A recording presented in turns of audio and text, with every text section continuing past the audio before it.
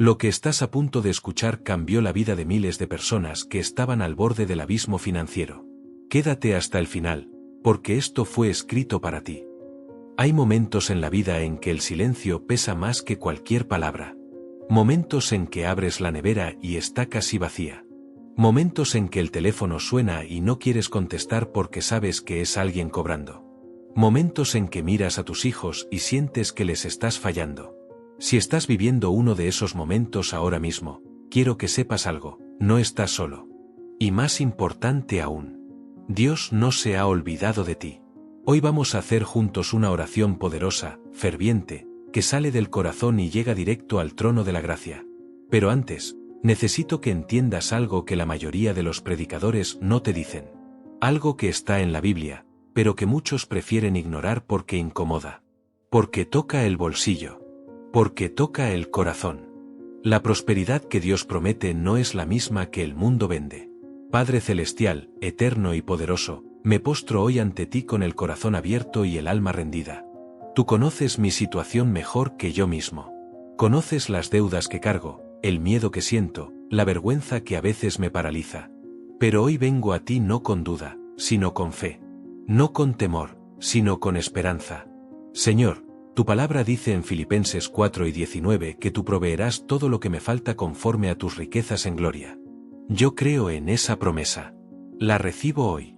La declaro sobre mi vida, sobre mi familia, sobre mis finanzas. Te pido, Padre, un milagro financiero. No para vivir en el lujo ni para envanecerme. Te lo pido para honrarte. Para pagar lo que debo. Para darles a mis hijos lo que necesitan. Para ser canal de bendición a otros que también sufren. Señor, abre puertas que nadie pueda cerrar. Envía personas, oportunidades, ideas, provisión de donde yo ni imagino. Multiplica lo poco que tengo, como multiplicaste los 5 panes y los 2 peces. Transforma mi escasez en abundancia, mi llanto en alegría, mi angustia en paz. Y sobre todo, Señor, guarda mi corazón. Que el dinero nunca sea mi Dios.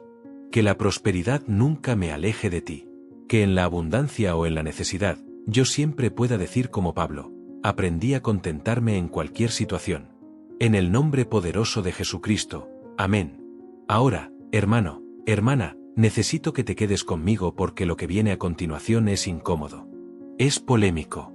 Pero está en la Biblia.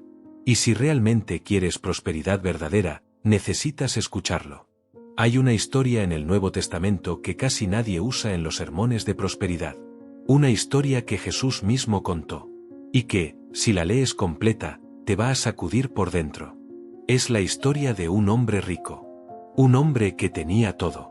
Tierras, cosechas, bodegas llenas. Un hombre que había trabajado duro y Dios lo había bendecido con abundancia. Pero un día, este hombre tomó una decisión que Dios mismo calificó de necedad. ¿Qué hizo? Construyó bodegas más grandes para guardar todo lo que tenía. Y se dijo a sí mismo, alma, tienes muchos bienes guardados para muchos años. Descansa, come, bebe, regocíjate. Y esa misma noche, Dios le dijo, necio, esta noche vienen a pedirte tu alma. Y lo que has guardado, ¿para quién será? Lucas 12:16 al 21. Léelo. Medítalo. Porque Jesús no contó esta historia para atacar a los ricos. La contó para advertir a todos nosotros sobre el peligro de acumular riqueza para uno mismo sin ser rico para con Dios. ¿Qué significa ser rico para con Dios? Significa que tu prosperidad tiene un propósito más grande que tú. Significa que cuando Dios te bendice con dinero, con trabajo, con negocios, ese dinero tiene una misión. Alimentar al hambriento. Apoyar la obra. Ayudar al que no tiene. Ser instrumento de justicia en un mundo lleno de desigualdad. Pero aquí viene lo polémico de verdad. Lo que divide opiniones. Lo que hace que algunos se enojen y otros lloren. Hay una corriente dentro del cristianismo moderno, especialmente fuerte en Latinoamérica y en Estados Unidos, que predica lo que se llama el Evangelio de la Prosperidad. Esta doctrina dice, en esencia, que si tienes suficiente fe, Dios te dará salud, riqueza y éxito. Que la pobreza es señal de falta de fe. Que las ofrendas son inversiones espirituales que Dios multiplica 100 veces. ¿Y sabes qué es lo más peligroso de esa doctrina? Que tiene algo de verdad. Y es precisamente ese porcentaje de verdad lo que la hace tan difícil de discernir. Porque sí, Dios puede prosperar a sus hijos. Sí, hay principios bíblicos de mayordomía y generosidad que producen fruto. Sí, Dios abre puertas sobrenaturales. Pero la mentira está en el enfoque. En convertir a Dios en un cajero automático espiritual. En usar la fe como si fuera una fórmula mágica. En medir la bendición de Dios por el tamaño de tu cuenta bancaria. Jesús dijo algo radical en Mateo 6:24, no podéis servir a Dios y a las riquezas. No dijo que fuera difícil.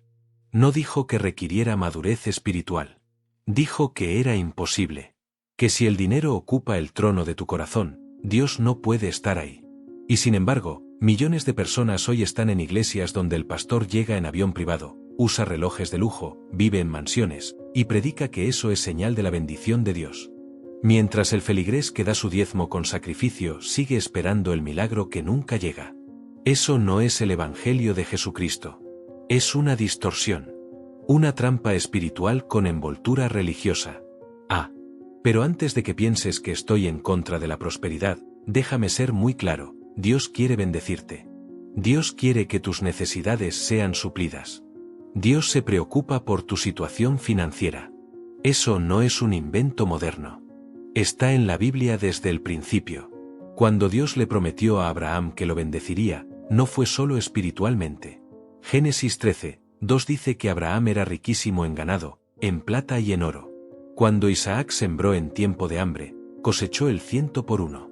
Cuando José fue vendido como esclavo y lanzado a la cárcel injustamente, Dios lo elevó hasta convertirse en el segundo hombre más poderoso de Egipto. Y no solo para beneficio propio, sino para salvar a naciones enteras del hambre. ¿Ves el patrón? La prosperidad bíblica siempre tiene un propósito mayor que el individuo. Abraham fue bendecido para ser bendición a todas las naciones. José fue prosperado para salvar vidas.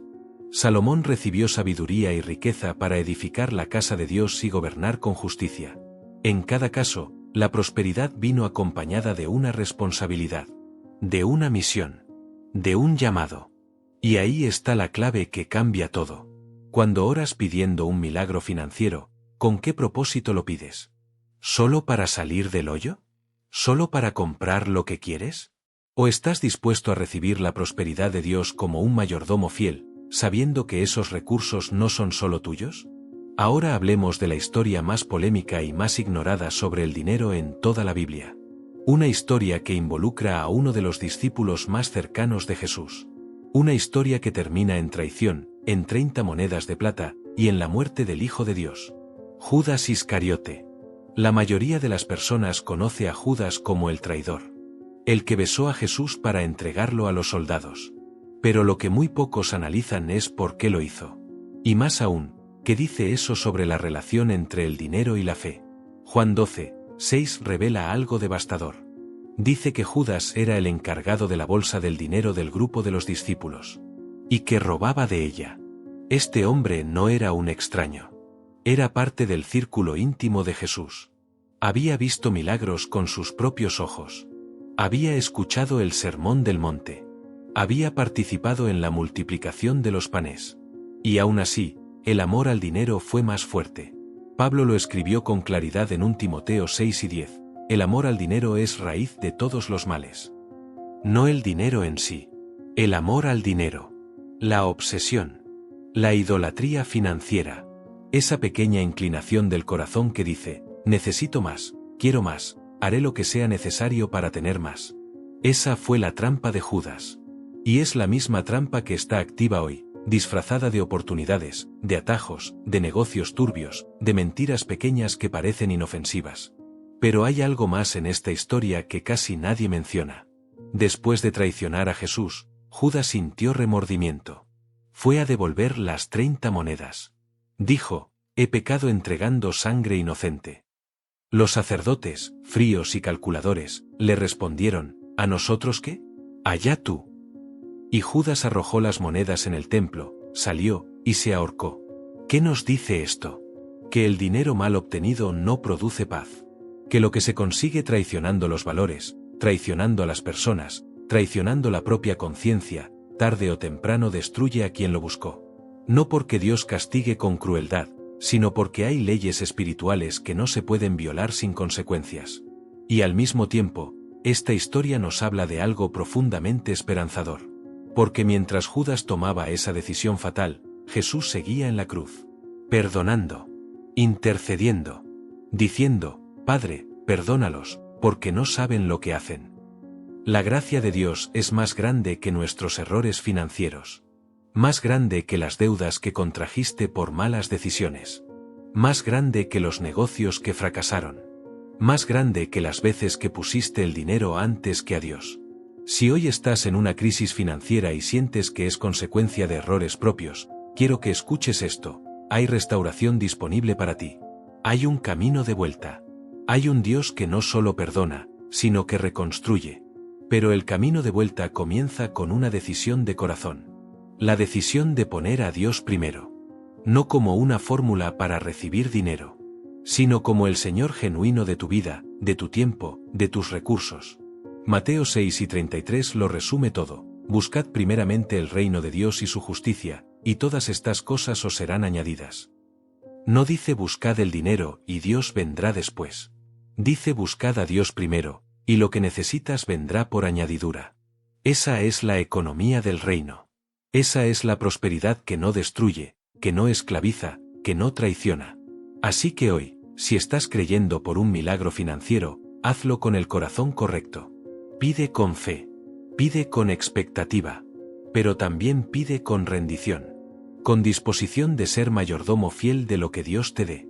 Con compromiso de que tu prosperidad bendecirá a otros, no solo a ti. Porque ese es el tipo de oración que mueve el cielo.